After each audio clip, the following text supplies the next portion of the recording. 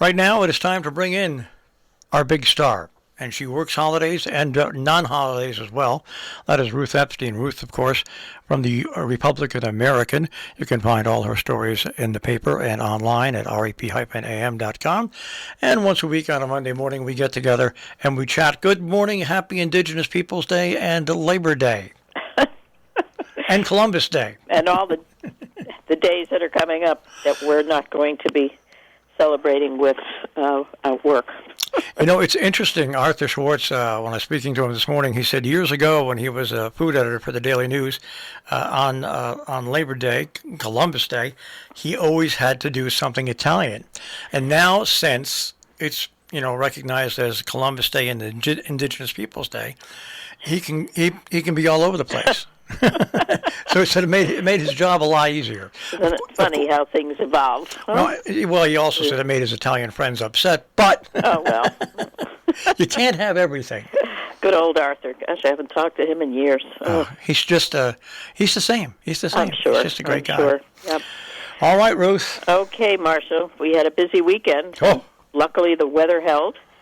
We were doing the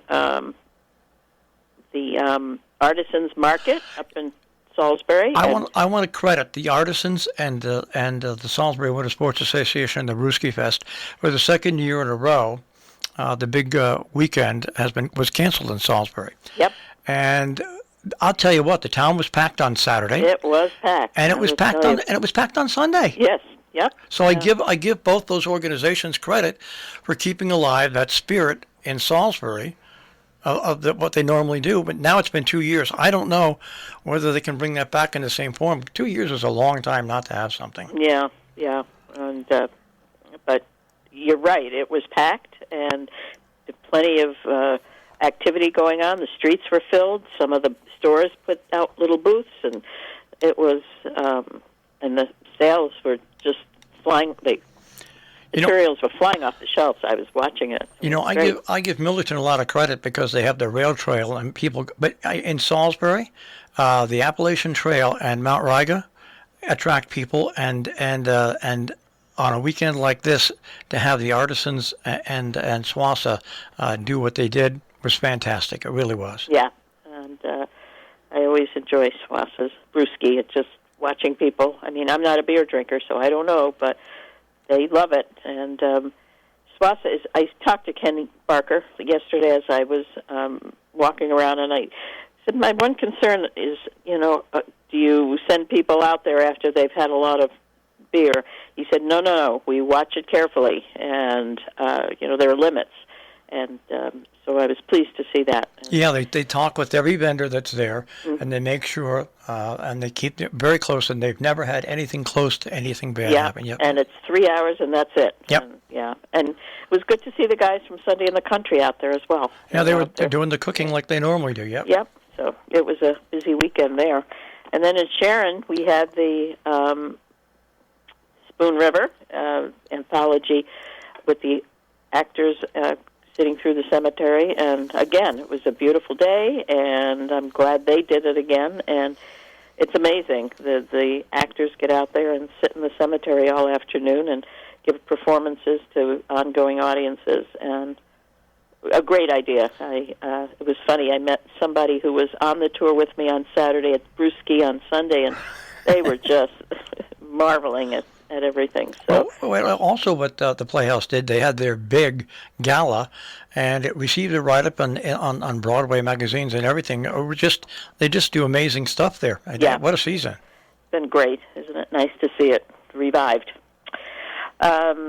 So looking ahead, there were several meetings, board meetings and such, but and little things going on. Of course, elections are coming up, and in some of the towns there's been some controversy, a lot going on in Cornwall. I was going to say, I interviewed today, and this has never happened. I've never had a call from Cornwall from a candidate, but Nick DeFotis called and did an interview with him today. He's a Republican who's running for the Board of Selectmen, and we had our interview with him today. That was a shocker to me. We've never had anybody from Cornwall give us advice. That's interesting. Yeah. Well, he is challenging Priscilla Pavel, who's on the board. He did get the votes in the caucus, but she is a petitioning candidate, and I must say it's getting a little tense there. If you go on the Cornwall Network, you can follow the stream, and it's going to be interesting. And here in Kent, of course, we have a four-way race for first selectman, so that's going to be very interesting as well. It's heating up. We also have our big land subdivision that's going to be discussed at P&Z this week, and is that the too parcel? has held a lot of controversy. Is that the parcel as you come into town? Yes. Okay, as you're coming south on the right-hand side just before you get into town, 13 acres, 13 houses, and residents, a group, of course, are opposing it, so that's causing a lot of talk. Okay, Marshall, so today, usually we have the Falls Village, double header, but it's been moved to the 18th. That's the Board of Finance and Board of Selectmen. Tomorrow is Sharon Board of Selectmen. And on Thursday, we've got the Community Vigil by Wes for domestic violence recognition. And that's this year, they move it around, so this year it's at the Pavilion at Lawrence Field in Canaan. And they've been around 40 years. That's hard to believe. Isn't it amazing? And the problems still go on, obviously. But it's a very touching ceremony with candlelight and people speaking, and hopefully people will turn out and show their support. And on Saturday, there's the Wagon Run with dogs and folks in Cornwall put on by Little Guild. And there's also in Cornwall a newcomer's tea, which is always very interesting to talk to the new people who have moved to town. And this year it will be especially interesting because of the great influx. So the Cornwall Association puts that on, and it's going to be at the library. You know what's interesting about the Wagon Run is that most times when you go to an event like that, any of the races and stuff like that, as a spectator it's nice, but basically it is a event for the people participating.